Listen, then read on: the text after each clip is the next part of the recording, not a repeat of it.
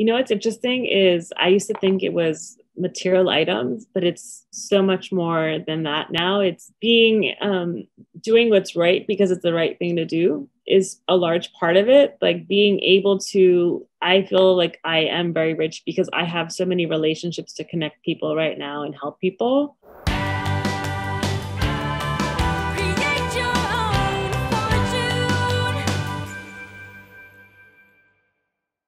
And we're live today with the amazing Robin Barone. Welcome, welcome. How are you doing today, Robin? I'm good. How are you, Nienke? I'm very good. I already see in your background that some of your beautiful books are there. Because for the people that don't know Robin made a drastic life change where she decided to leave her career in banking and real estate behind and actually start a book company. And not just a book company that serves kids and adults.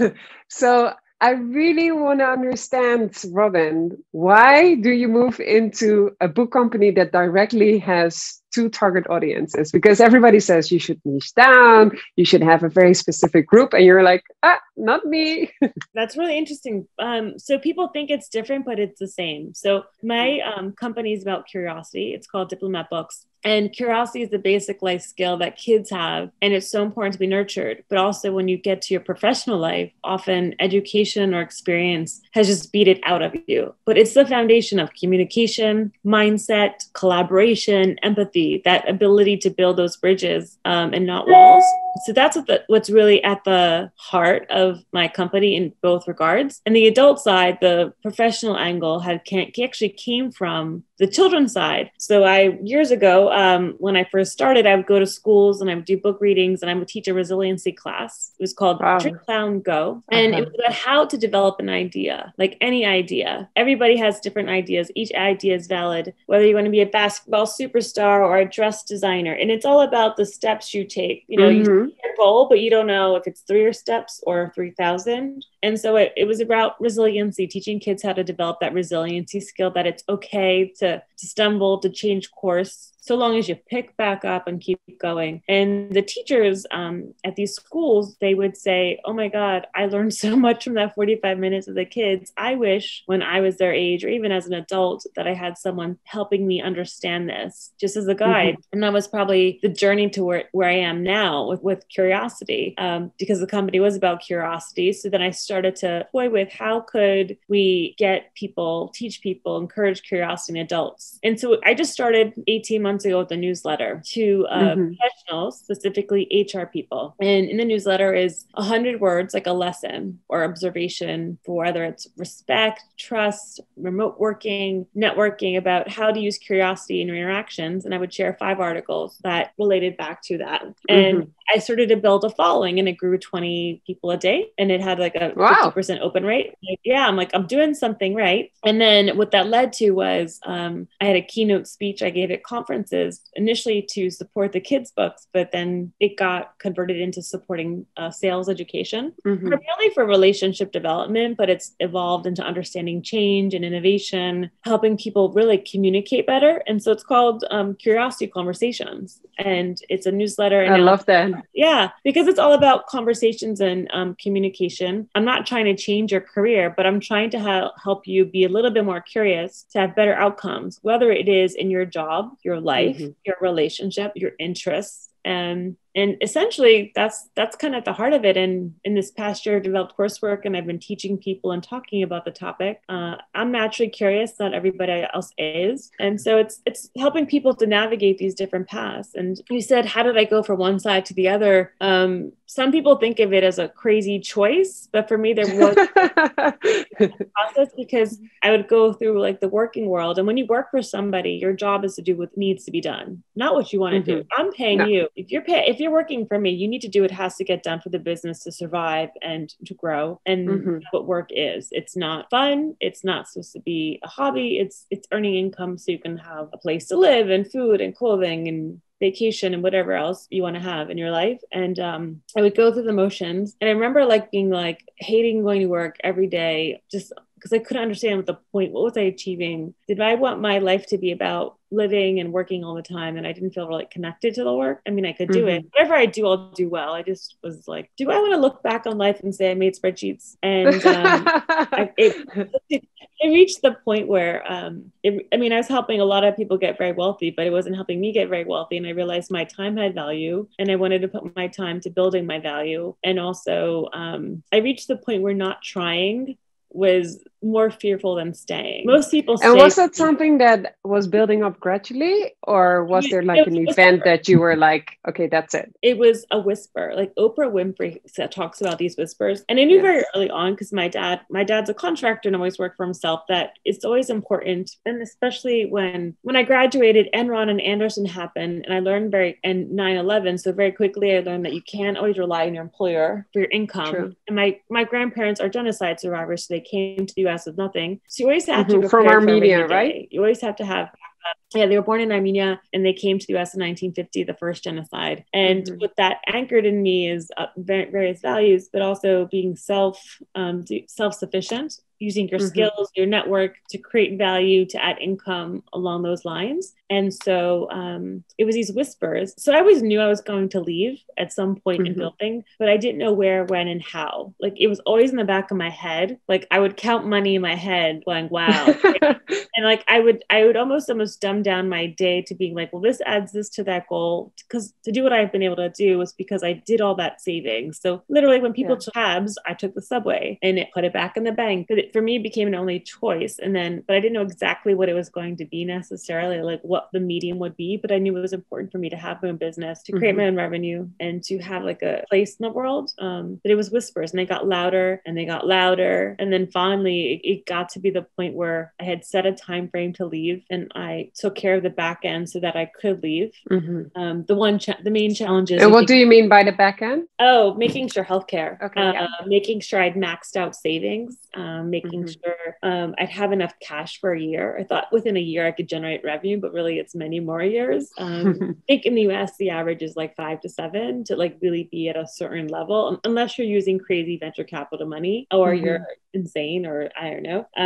So it's those things, those little like things but they're important. Making sure debt was paid down, making sure my family could be supportive, because that couldn't understand why you would leave, if that makes they just couldn't understand that choice. And also when you decide to start a business, I'm also not married, so I didn't have another income to rely on. And I understand this clearly now, that starting a business actually can be a luxury in the sense some people start business out of like necessity, like I come to this country, I'm doing this, and so I'm going to be a landscaper or provide a service, and they start that business that way. But for me, it was more of my family saw it as like a luxury, because you do need a lot of emotional support, and you're not going through the motions being told what to do. You have to figure out what the to-dos are and drive results and outcomes, because, and you understand this, I'm sure, like every little pink flag you don't address, if you don't address that turns into a fire. And it's fascinating. And when you start a business, there's what you think you need to do and have to do that just wastes money and burn money, and there's what you really have to do. And it's priority, it's resources. It was lining up a lot of resources. I had a product. I wanted my product to be ready. So there's a lot of like little side things to wrap up, especially in the US with laws and. No, that makes total sense. And that is very important to take care of, because when you start your own business, there's already so many things that you also need to take care of. And you have to take care of yourself. And that's the one thing. I'm like doubling down and like grinding it out. And I'm not 25 anymore, but it does matter. Well, you look 25. Thank you. But sleep matters. Eating well matters. And True. It doesn't have to be 5-course meals, but eating healthy meals matters. Sleep matters. Water matters. Exercise matters. Brushing your teeth. Going on basic checkups. All of that is part of when I'm strong and healthy, I can perform at my best. And sometimes often I've seen I've talked to a lot of people who started companies, they all neglect their health in sacrifice of the mission when it should be the first item of the day. No, that makes total sense. Like you cannot build a healthy company if you're not healthy yourself. And for me, at least, being healthy also includes being socially healthy. Yes, you have to laugh too. Socially healthy, making time for friends. And what ends up happening happening is you end up weeding out people in your life. Unfortunately, like you don't have the same amount of time for everybody. So when you are spending time, you want to spend time with people that enlighten you, make your life better, are supportive, are just really good friends, not 5% friends. Not social. Like, you want to be around solid relationships because they fill your tank up. Yes. And they give you energy. And sorry. No, and I was about to say, and I think that makes total sense. Like you're giving your business your all. The last thing you need is people around you that drain you. Right. And that's like the hardest lesson, I think, particularly women, because we're such people pleasers. We want everybody to get along and play nicely sometimes. And so that was a hard lesson to learn, to communicate those boundaries, to articulate it. It's especially women with other women. They expect you to be nice. Like they perceive things as being not nice. And I'm like, no, it's not an issue of likability. It's an issue of, is the job done? Yeah. And setting priorities. Yeah. So, okay, well, you have this idea about what you're passionate about the impact that you want to create. But then there's also so many practical and operational sides to it, right? So where do you start? Like, okay, it's day one. You're going to build a book company. So I was like, well, actually, this goes back to like 10 years ago. I was like, I'll do a Kickstarter to see. Well, I had done an interview with a friend at NCAD for one of the classes. And he's like, you need to test your idea. If people won't give you money, you don't have a company. So I was like, let me do a Kickstarter. And I raised a few $1,000s and people gave me money. And I'm like, oh, okay, people have confidence in me. I need to have confidence in myself. And so I went about the process of learning the industry, asking questions. And because I was an outsider, I saw it very differently. And I saw the gaps and the flaws. And then, okay, let's find an illustrator. Let's find content. What is the content going to be? What are we going to be about? And then that evolved into, how do you print a book? Learning about that. And when you have no experience, I forgot that I'd been 15 years into a financial world, that I wasn't going to be, in 1 hour, I can't accelerate the course in a new industry, right? So there's a lot of courage. There's a lot of bumps. There's a lot of stuff that people don't share. And it was just one step, make a mistake, have a bad conversation, embarrass myself, trip, start over again. And I definitely, and a lot of it was being humble, like, because so many people were doing that. But I didn't just want to have one book. Because initially it was like, let's get a book out there. And I approached agents and they were like, oh, go develop your concept, come back to us, we'll buy it if there's an audience. And I remember thinking, wait, build a business and then sell it to you for like $1,000? Are you crazy? Yeah. And then that's what helps with being in a different industry, right? Like from a financial perspective, finance industry, that doesn't make any sense at all. Right. And that's like the people that will go work for nothing just to say they're there. And I'm like, not cool with me. But they're handing off the responsibility and giving away their content for free. And I always wanted to own my content. That was key too. And that's what happened. And I went through this evolution process. I would work on this on weekends at nights. And then it became like an obsession. And then I reached a point where I'm like, I'm going to have to build this company. And I would take weekends and vacation days and just work on this. People don't realize this is what I was doing, but I kept the idea very close to my vest in the beginning because I was afraid people would put energy into my head that distracted me and also discouraged me because I was battling a lot of imposter syndrome to begin with. Whole life. What kind of conversations or what kind of labels did you use for yourself? In which ways? In general? Like from the imposter voice that you felt inside of you, like, okay, well, I'm doing this on the weekends and evenings, but not so much when I was in myself. I felt like I was owning where I was supposed to be. It's when I communicated it with others. I had this like, how dare you take up that space? Like a lot of people couldn't understand the choice. And I was struggling with using the vocabulary words and language to communicate why this was a choice for me. Most people don't know that when I was a child, I told my mother I wanted to be a writer. And I demanded in 7th grade that she buy me a typewriter for Christmas, which she did. To which I only wrote one sentence: by Robin Barone. It's the only sentence ever written on this typewriter, still in my parents' house. And because I was like, wait a minute, I still have it, but I had nothing to write about because I hadn't experienced life. And then in high school and college, I would write for like the newspaper. But like in college, I was in a very academically what's it called? If you're not going to be a lawyer, a banker, or a doctor, you don't matter. Money matters. And so I was like, oh, I can't make any money, so it won't matter. And so I went off course. I took a choice because I felt like if I'm going to matter in life, I have to make lots of money, which what happened and that's another thing that happened in my evolution. If I realized, I think I would have always I will always make money. I would have always made money sooner had I started down a different path sooner. And so what I tell parents who are struggling with their kids' choices is you don't know what's going to happen, but putting them on a path, they're going to be successful whatever they do, but wouldn't it be better to be on the right path and be versus, because so many people I know in finance are just trying to make it to retire to do what they want to do. So they've just spent 30 years doing what they don't want to do to get to do what they want to do. And I have these conversations and I couldn't live like that. That's just inauthentic and not being me, and it transforms into other things. But anyway, back to the topic, it's just one step. It's a lot of failure, not failure. I call them expensive learning mistakes on so many levels. And I've grown, and I'm actually much happier as a person. I've dramatically more uncertainty, and we talk often a lot. How do you manage risk and the stress of it all? But it puts a lot of perspective on your health, what's really important in life. And to me, like before, I used to think it was having a BMW and a 5,000 square house and a beach house and all this other stuff. But so much more now is like, no, it's about being a good person, living with integrity, living to your values. And one thing that I'm really proud of myself for is what you see is what you get. I've never misrepresented myself. My words and actions are in alignment. Yeah. And I'm a good, kind, generous person. And for me, that's the choice I'm making for my life. And that's what gives me peace and happiness. Yeah, and that's so beautiful. And that's also exactly the person I know you to be. Thank you. Yeah. Life is short.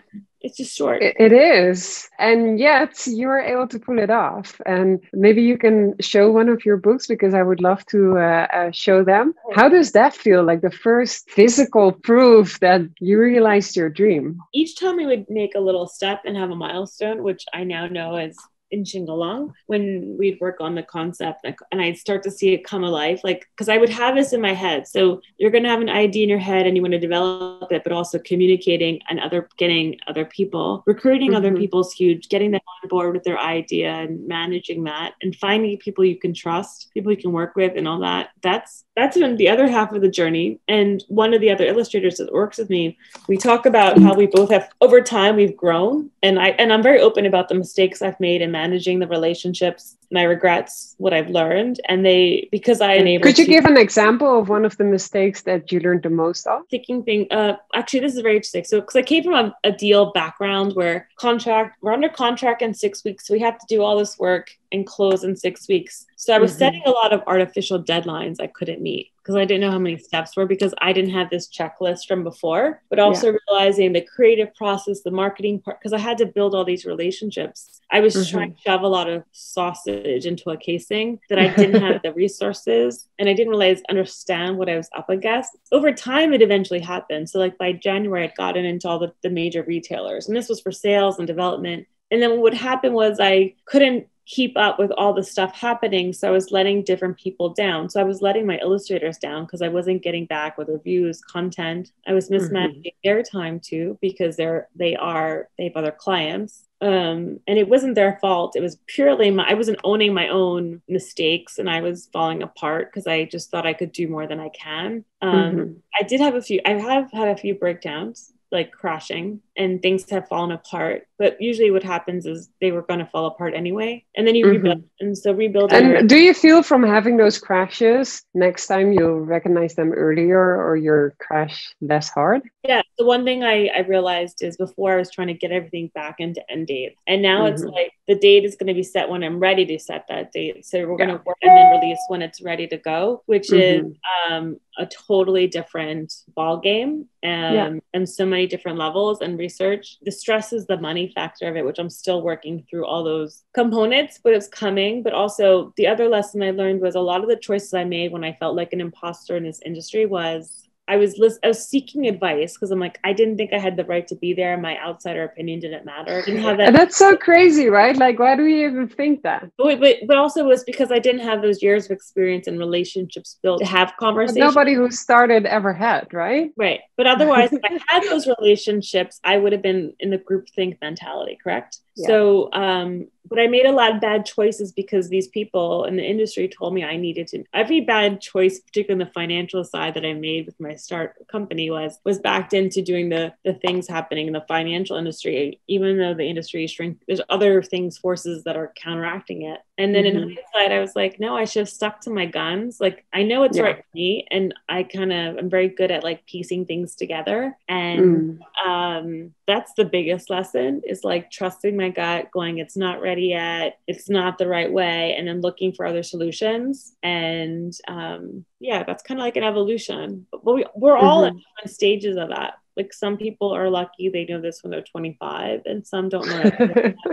But that's the story. And we're lucky in the way that we did it anyways, right? Regardless of what age we did it at. There's so many people, like you said, that wait till retirement and then look back on a career that wasn't what they wanted to do, actually. And my mother was a teacher in Philadelphia and had great benefits. Lifestyle, and she loved teaching, and her goal was, when she retired, was to become a travel agent. But the ironic thing that happened was, by the time she could retire, the travel industry had changed, totally changed, and why she wanted to do it no longer existed. And I watched her kind of struggle with, like, oh my God, what am I going to do? But she didn't realize other things would fill up, or other opportunities came her way. And she couldn't see them as the same next chapter. Like, she saw them as different left chapters. It's really fascinating. And, we all go through this thing of who we are, who we're going to be. And when they don't align up, we have these, like, people get depressed, they get upset and angry, versus like going, here's this current chapter of my life, then here's the next one. And it's very interesting. But this is my story. And I love, again, how you use curiosity even for those situations, right? Like, okay, well, this is what happened. This is interesting. Don't you want to be happy? Like, I remember, like, being younger, going, I don't want to look back at life and be like, I was so unhappy. And it's not easy, like, when things are going wrong, to be happy, especially now what's happening in Armenia. Like, it's upsetting, and every Armenian in the world is not sleeping every night, and we're all doing everything we possibly can to bring support and awareness. And I want to move into that, but I want to finish up one question about your business before we're going to talk about the situation in Armenia and what you're trying to do to help. But I'm just very curious, like, that first moment that you walk into a bookstore and your books are like there laid out, like very in the front of the bookstore, and you see people that you don't know going there, like flipping through the pages and then deciding to buy them. How does that feel? It's more humbling than you can imagine. Like, I think I cried the first few times because I know how much work it took to get there. I cried. It's actually more exciting when people spot the book in stores and send a picture to me. Like, I found you. I think because you're everywhere. Yeah. And when somebody saw it in the LAX airport, because I know there's all these things going and I'm pushing, but I never get a receipt. Like, I just know they go out. I don't know where they go, the way the wholesale industry works. When I saw somebody send me a picture from the LAX airport in January, and I was having a really rough moment, and I was like, I can't tell you, like, every time I think I'm at the end, I'm really not at the end. It's kind of a beginning. This picture came through, and it just changed my whole, like, it re-energized me, re-motivated me. And I can't explain it. It's more humbling because, like, I took for granted I could just do anything, but I forgot that I'm not working in a large company with a machine of people helping motivate it and pre-branded relationships. But it's more humbling because it takes more work to do anything. That makes total sense. Like, you do feel kind of invincible, even though it's such a small act. But the fact that I created it and I did it, it just it feels awesome is the answer. It should, because it is awesome. Like, being in stores and having so many people buy your books and even being featured in libraries in different countries, like, that's such an achievement. And thank you. And I look at it very differently now, because, like, if you're taking your time and your money and you're giving it to me, it's a very different, I can't explain it. Like, to me, it's not a privilege to be in your household. Like, you only have so much space and time and money. So the fact that you've chosen me to be a part of it is, to me, I view it as a privilege, not an entitlement. And it's very humbling. It's definitely very humbling. And I'm very grateful for everything, the journey. It was much harder than I could ever imagine, but because you understand there's highs and there's lows, and the highs are so high and the lows are so low. So I try to stay even keel throughout it all, but then eventually I'm human. So I also try to be very open and honest with people that, like, and maybe that's a good, like, crossover to the subject that's also very close to your heart, the situation right now in Armenia. Like, like you say, like, you stopped sleeping, you're putting all your heart and soul into to helping the people out there. Could you elaborate a little bit? Because I know you're also still have other commitments related to this exact topic. But just like what's going on, what have you achieved, and how can other people help? Awesome. So in September, I'm an Armenian background. I do live in the US, but the Armenians are all throughout the world. And we do have a country that's located to the east of Turkey, north of Iran, west of Azerbaijan, and south of Georgia. It's a former Soviet republic. And one of the republics post-Soviet is 90% Armenia. It's called Nagorno-Karabakh in Russian. We call it Artsakh. Azerbaijan is ruled by a man named Aliyev, who's kind of pretty close to a totalitarian dictator / regime, but he began an invasion. For years, he's been threatening to invade, 30 years. And he began a full-on invasion in September 27th on these people living peacefully. And since then has destroyed hospitals and schools, cathedrals, taken over so much land, killed so many people.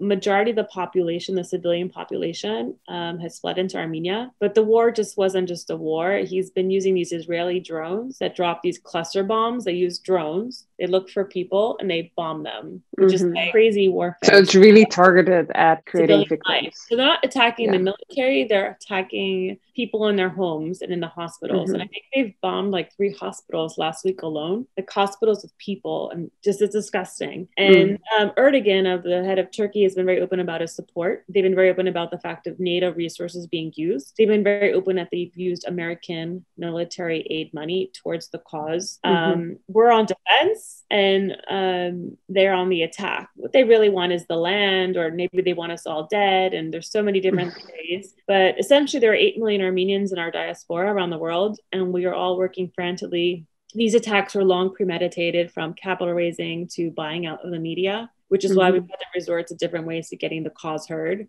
Our key focus right now in the United States has been awareness. It's like telling everybody, hey, this is a genocide happening. We're on genocide watch status as of last Friday. In Europe, it's not on the news, and there are lots of people trying to do things to get it on the news. The only place it's been on the news is in France, where Macron has stood up. But in the US, for example, we're trying to get sanctions passed in Turkey. Our election's in a few days. So it also is rather tricky, because the people that would support this bill are up for re-election also, all of them, 2 years. So it's called HR 1165. And when you do call your congressperson in the US, there's different forms we respond. But the thing is just to look, I invite people to learn about the issue, to see what's happening. The reporting's been very biased, because many people don't know that the BBC is actually owned by Azeri interests. So they're planted towards that angle. But there's a lot of death and destruction that's happening every day. So I do sit on the board of a great group called One Armenia. And it's all about, we're all being one. We just want peace is our message. Prior to the war, we were all about economic development projects that were to build the country and industries so it could thrive and not be reliant on aid, because prior Armenia relied on the diaspora and sending money in, and we were about building industries so that they could stand on their feet. We recently had a concert. You can find it online. It's wonderful. It's a 2-hour piece concert. I'll make sure I'll share the link of the concert as well. Well, and it's a 2-hour musical experience. It's not in Armenian. It's people that are Armenian artists that are top of the field around the world performing. So beautiful. I was crying to be a part of it. We put it together, I think, in like a week. It did air on national TV. It's raised $6 million within 12 hours. And that's crazy, right? $6 million, and you pulled it together in such a short time frame. There were hundreds of people working, getting it on air. It was on YouTube. It's streamed continuously. It's so beautiful. I hope we can find a way to get it on like Netflix or Amazon. So people could, if you genuinely like music, there's some amazing jazz musician artists who are part of it. It's just phenomenal. I'm super proud of it. And so it's day 35 or 34 at this point. And it is very hard, because the only difference between me, our culture is about family, love, justice, culture, all these, like, we don't want war. We're not a warring people. We don't want to be we care about families and love and community and making sure everybody's okay and lifting other people up. And it's a culture that's centuries old. We are only here because of our faith and a determination to live. And so every 100 years is a monumental challenge, and this is ours. But for me, the only difference between me and them is my grandparents went this way and they went that way. But Armenia is our historical homeland with the churches and the history. And, we're all I have so many friends. We're just doing everything we possibly can to sound the alarm. The way we've organized and mobilized, it's unprecedented, and technology has been our friend. And the fact so many of us are respected and communities that are elevated and professionals and have these relationships. But we're literally going, what do you need? How do you know? And like for me, this is the only choice to have made in the last month, is to serve the culture and the people, because I do have these relationships, because I know that every one more email I sent or forward I make or text message will lead someone to an action that could have an impact. And the key lesson. And I think that's amazing how things that you learned, like in your business life, in your publishing life, you're now pivoting them or using them to create peace. Yeah, and that's all we want. Like our messages, we just want to leave, we want them to live peacefully. It was an autonomous republic. There's so many human rights and war crimes now being documented. It's like, and the things I've seen, I hope no one ever has to see in their life. Yeah.